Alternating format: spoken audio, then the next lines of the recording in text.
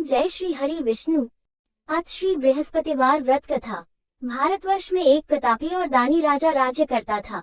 वह नित्य गरीबों और ब्राह्मणों की सहायता करता था। ये बात उसकी रानी को अच्छी नहीं लगती थी। वह नहीं गरीबों को दान देती, नहीं भगवान का पूजन करती थी और राजा को भी दान देने से मना किया करती थी। एक दिन राजा शिकार खेलने वन को गए हुए थे, तो रानी महल में अकेली थी। उसी समय बृहस्पति देव साधु वेश में राजा के महल में भिक्षा के लिए गए और भिक्षा मांगी। रानी ने भिक्षा देने से इनकार किया और कहा, हे साधु महाराज, मैं तो दान पुण्य से तंग आ गई हूँ। मेरा पति सारा धन लुटाते रहते हैं। मेरी इच्छा है कि हमारा धन नष्ट हो जाए, फिर न रहेगा बांस न बजेगी बांसुरी। साधु ने कहा, देवी तुम तो बड़ी विचित्र हो। धन संतान तो सभी चाहते हैं, पुत्र और लक्ष्मी तो पापी के घर भी होने चाहिए। यदि तुम्हारे पास अधिक धन है तो भूखों को भोजन दो, प्यासों के लिए प्याऊ बनवाओ, मुसाफिरों के लिए धर्मशालाएं खुलवाओ। जो निर्धन अपनी कुंवारी कन्याओं का विवाह नहीं कर सकते उनका विवाह करा दो। ऐसे और कई काम हैं जिनके करने से तुम्हारा यश लोक परलोक में फैलेगा। परंतु रानी पर उपदेश का कोई प्रभाव न पड़ा। वह बोली, महाराज आप मुझे कुछ न समझाएं। मैं ऐसा धन नहीं चाहती जो हर जगह बांटती फिरूं। साधु ने उत्तर दिया, यदि तुम्हारी ऐसी इच्छा है तो तथास्तु। तुम ऐसा करना कि बृहस्पतिवार को घर लीपकर पीली ती से अपना सिर धोकर स्नान करना, ती चढ़ाकर कपड़े धोना। ऐसा करने से आपका सारा धन नष्ट हो जाएगा। इतना कहकर वह साधु महाराज वहां से आलोक हो गए। साधु के अनुसार कही बातों को पूरा करते हुए रानी को केवल 3 बृहस्पतिवार ही बीते थे कि उसकी समस्त धन संपत्ति नष्ट हो गई। भोजन के लिए राजा का परिवार तरसने लगा। तब एक दिन राजा ने रानी से बोला कि हे रानी, तुम यहीं रहो, मैं दूसरे देश को जाता हूँ, क्योंकि यहाँ पर सभी लोग मुझे जानते हैं, इसलिए मैं कोई छोटा कार्य नहीं कर सकता। ऐसा कहकर राजा परदेश चला गया। वहाँ वह जंगल से लकड़ी काट कर लाता और शहर में बेचता। इस तरह वह अपना जीवन व्यतीत करने लगा। इधर राजा के परदेश जाते ही रानी और दासी दुखी रहने लगी। एक बार जब रानी और दासी को 7 दिन तक बिना भोजन के रहना पड़ा, तो रानी ने अपनी दासी से कहा, हे दासी, पास ही के नगर में मेरी बहन रहती है, वह बड़ी धनवान है, तू उसके पास जा और कुछ ले आ, ताकि थोड़ी बहुत गुजर बसर हो जाए। दासी रानी की बहन के पास गई। उस दिन गुरुवार था और रानी की बहन उस समय बृहस्पतिवार व्रत की कथा सुन रही थी। दासी ने रानी की बहन को अपनी रानी का संदेश दिया, लेकिन रानी की बड़ी बहन ने कोई उत्तर नहीं दिया। जब दासी को रानी की बहन से कोई उत्तर नहीं मिला तो वह बहुत दुखी हुई और उसे क्रोध भी आया। दासी ने वापस आकर रानी को सारी बात बता दी। सुनकर रानी ने अपने भाग्य को कोसा। उधर रानी की बहन ने सोचा कि मेरी बहन की दासी आई थी, परंतु मैं उससे नहीं बोली, इससे वह बहुत दुखी हुई होगी। कथा सुनकर और पूजन समाप्त करके वह अपनी बहन के घर आई और कहने लगी, हे बहन, मैं बृहस्पतिवार का व्रत कर रही थी। तुम्हारी दासी मेरे घर आई थी, परंतु जब तक कथा होती है तब तक न तो उठते हैं और न ही बोलते हैं, इसलिए मैं नहीं बोली। कहो दासी क्यों गई थी? रानी बोली, बहन तुमसे क्या छिपाऊं, हमारे घर में खाने तक को अनाज नहीं था। ऐसा कहते कहते रानी की आंखें भर आई। उसने दासी समेत पिछले 7 दिनों से भूखे रहने तक की बात अपनी बहन को विस्तार पूर्वक सुना दी। रानी की बहन बोली, देखो बहन, भगवान बृहस्पति देव सबकी मनोकामना को पूर्ण करते हैं। देखो, शायद तुम्हारे घर में अनाज रखा हो। पहले तो रानी को विश्वास नहीं हुआ, पर बहन के आग्रह करने पर उसने अपनी दासी को अंदर भेजा तो उसे सचमुच अनाज से भरा एक घड़ा मिल गया। ये देखकर दासी को बड़ी हैरानी हुई। दासी रानी से कहने लगी, हे रानी, जब हमको भोजन नहीं मिलता तो हम व्रत ही तो करते हैं, इसलिए क्यों न इनसे व्रत और कथा की विधि पूछी जाए, ताकि हम भी व्रत कर सकें। तब रानी ने अपनी बहन से बृहस्पतिवार व्रत के बारे में पूछा। उसकी बहन ने बताया, बृहस्पतिवार के व्रत में चने की दाल और मुनक्का से विष्णु भगवान का केले की जड़ में पूजन करें तथा दीपक जलाएं, व्रत कथा सुने और पीला भोजन ही करें। इससे बृहस्पति देव प्रसन्न होते हैं।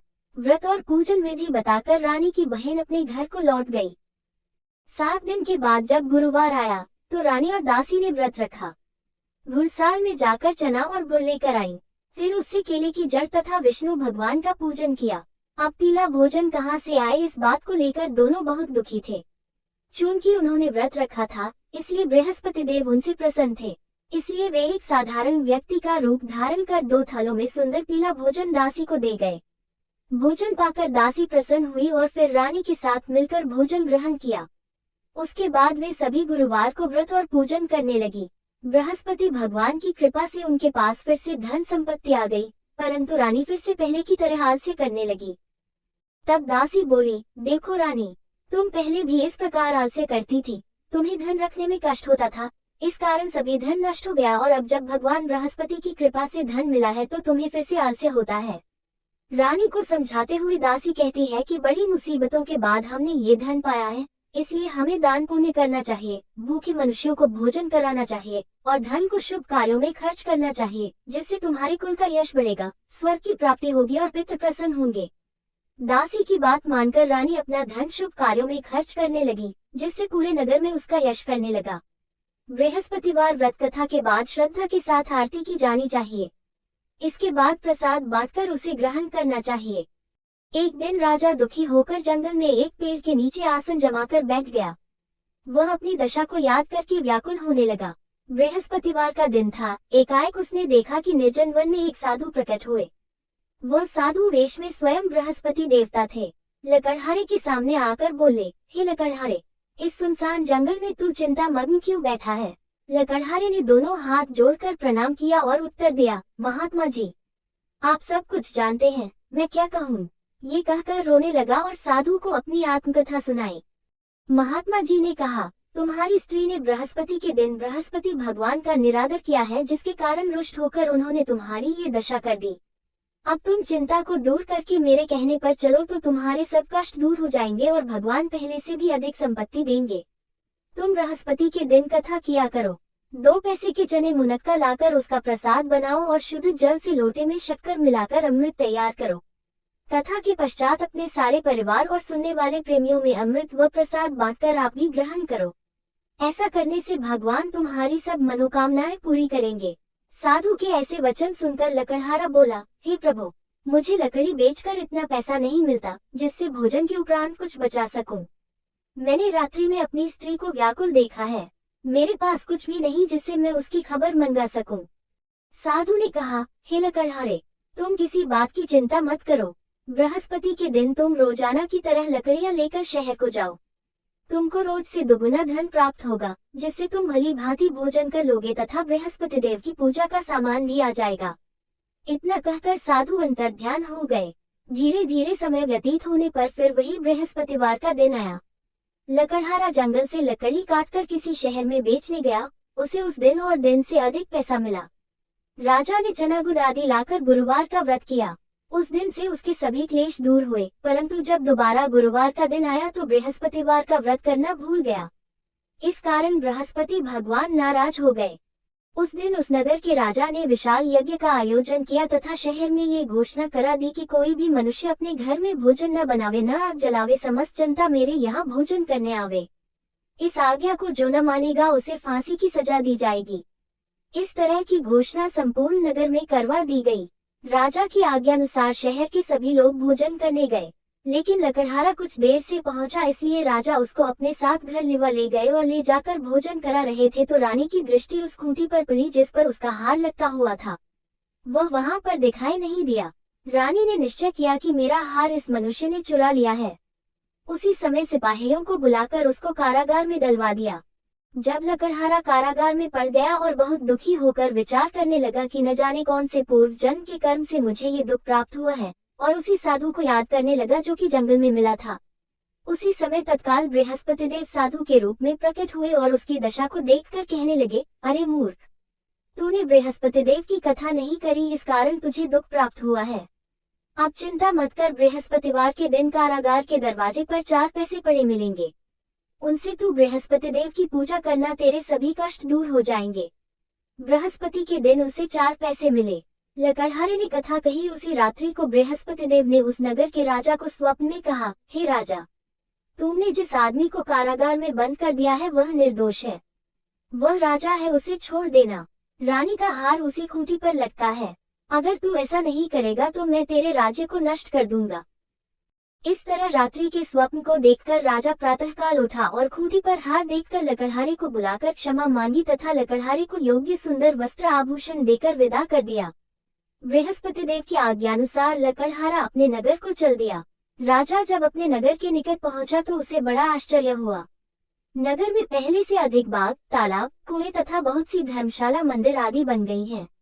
राजा ने पूछा, ये किसका बाग और धर्मशाला है? तब नगर के सब लोग कहने लगे, ये सब रानी और बांदी के हैं। तो राजा को आश्चर्य हुआ और गुस्सा भी आया। जब रानी ने ये खबर सुनी कि राजा आ रहे हैं, तो उन्होंने बांदी से कहा कि हे दासी, देख राजा हमको कितनी बुरी हालत में छोड़ गए थे। हमारी ऐसी हालत देखकर वह लौट न जाए, इसलिए तू दरवाजे पर खड़ी हो जा। आज्ञानुसार दासी दरवाजे पर खड़ी हो गई। राजा आए तो उन्हें अपने साथ लिवा लाए। तब राजा ने क्रोध करके अपनी रानी से पूछा कि यह धन तुम्हें कैसे प्राप्त हुआ है? तब उन्होंने कहा, हमें ये सब धन बृहस्पति देव के इस व्रत के प्रभाव से प्राप्त हुआ है।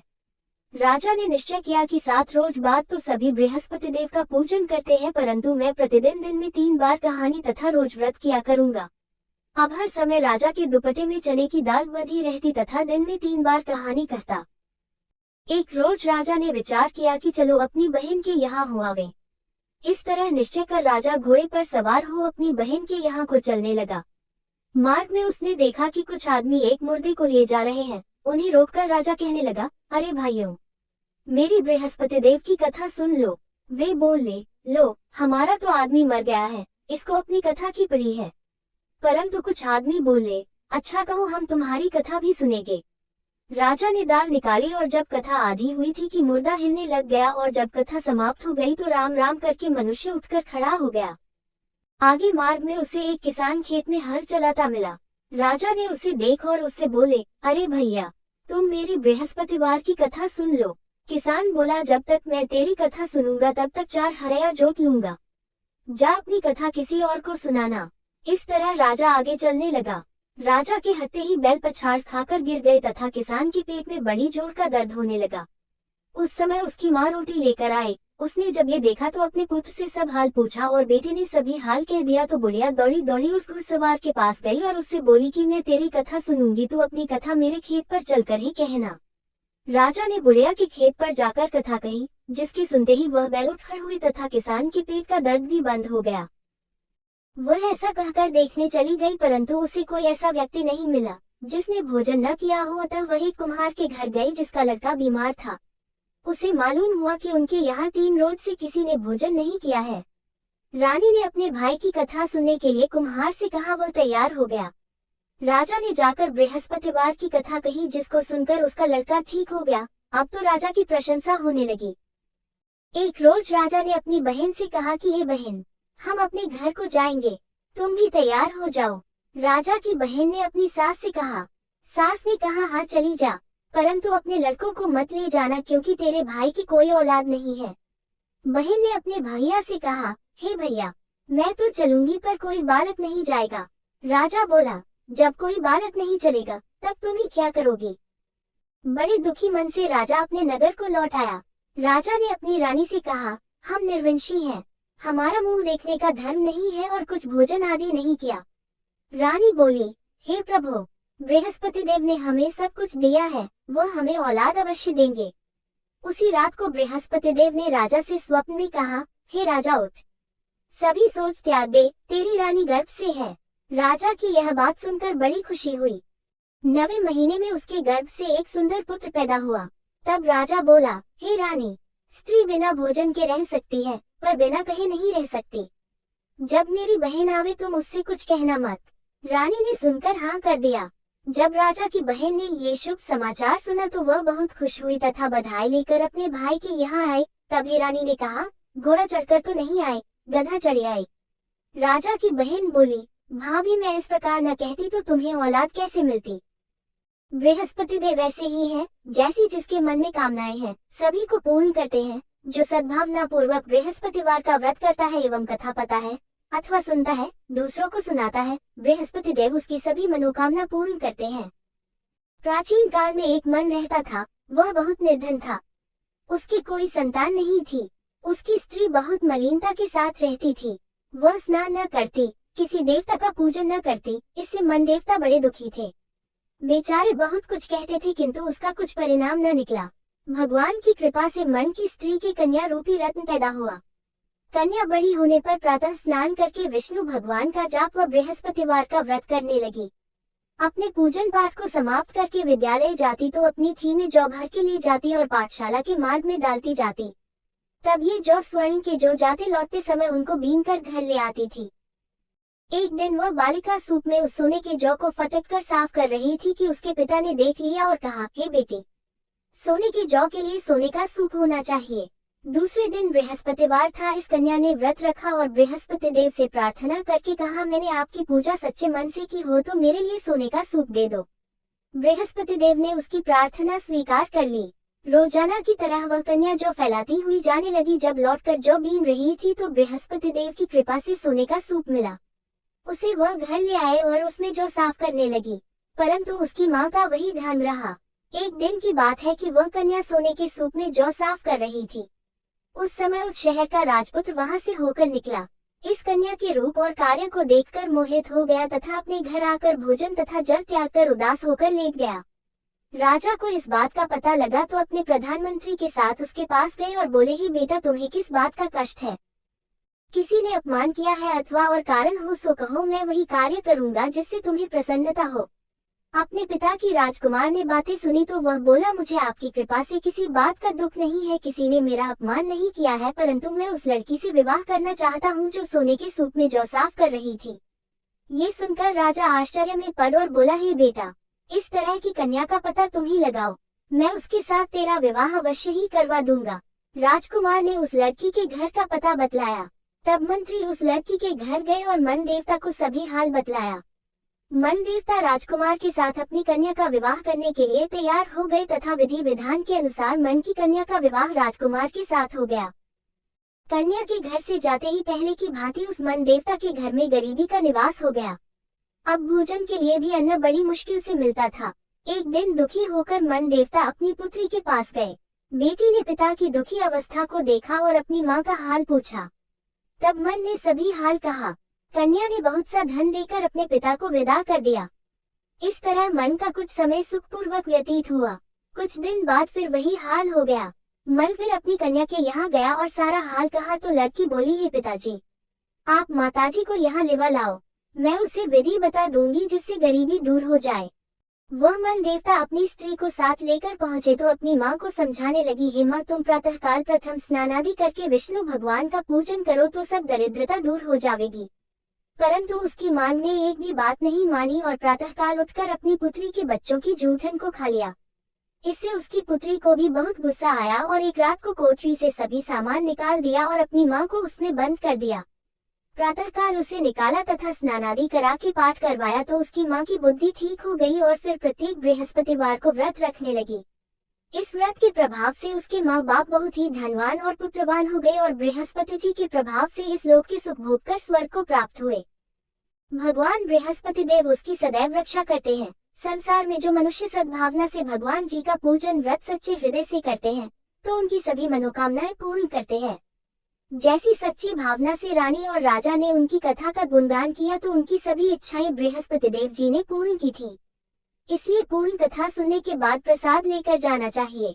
हृदय से उसका मनन करते हुए जयकारा बोलना चाहिए। बोलो बृहस्पति देव की जय, भगवान विष्णु की जय।